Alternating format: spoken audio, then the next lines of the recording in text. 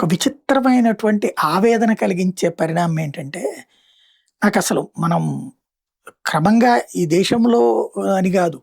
మనం ఆహ్, మన ధర్మానికి విరుద్ధమైపోయామా? మనం బ్రతకడం అవసరమా అనేటటువంటి స్టేజ్‌లొస్తయ్యా అన్నటువంటిది ఒక బాధాకరమైనటువంటి అంశం. ఎందుకయ్యా అంటే, తాజాగా జరుగుతున్నటువంటి పరిణామాలు. మనిషి చనిపోతే కూడా రాలేనటువంటి పరిస్థితులలోకి వస్తే, ఎక్కడికి వెళ్తున్నామనేది అర్థం గావట్లేదు. తాజాగా హర్యానాలో జరిగినటువంటిది అదే. బతికుండగా దూరం బెట్టిన ముగ్గురు కూతుళ్ళు వెల్ సెటిల్డ్.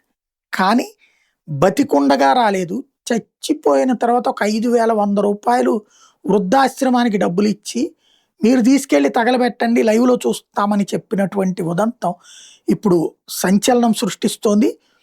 సంపాదన ఎక్కువైపోయింది, ఉద్యోగాలు ఎక్కువైపోయినాయి, విదేశీ జీవితాలతో తలమగలవుతున్నటువంటి వేళ ఓ ప్రముఖ వ్యాపారవేత్తగా పేరొందిన వృద్ధుడు తన జీవిత చరమాంకంలో వృద్ధాశ్రమంలో ఒంటరిగా తుది శ్వాస విడిచాడు అన్నటువంటిదే ఇక్కడ కీ పాయింట్ అనమాట. చివరికి రూ. 5,100 డబ్బులు పంపించి తగలబెట్టించండి అని అడుగుతా చూసినటువంటి ఆ బిడ్డల యొక్క వ్యవహార శైలి మీదన ప్రతి ఒక్కళ్ళు ఆగ్రహం వ్యక్తం చేస్తున్నారు. బట్ వాళ్ళేమి పట్టించుకున్నటువంటి దాఖలాలు లేవు. ఇది పరిస్థితి.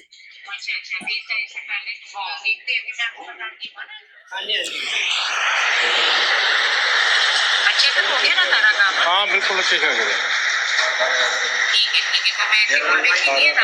ఇది చూసినప్పుడు ఎందుకు ఇంక కష్టపడి ఎవరి కోసం సంపాదించేది ఎవరి కోసం, జీవితాలను ఇచ్చిన తర్వాత కూడా బిడ్డలు ఇట్లా ట్రీట్ చేస్తారంటే అవసరమా అట్లాంటి బిడ్డల్ని కంటం అనేది ఆలోచించాల్సిన సందర్భం.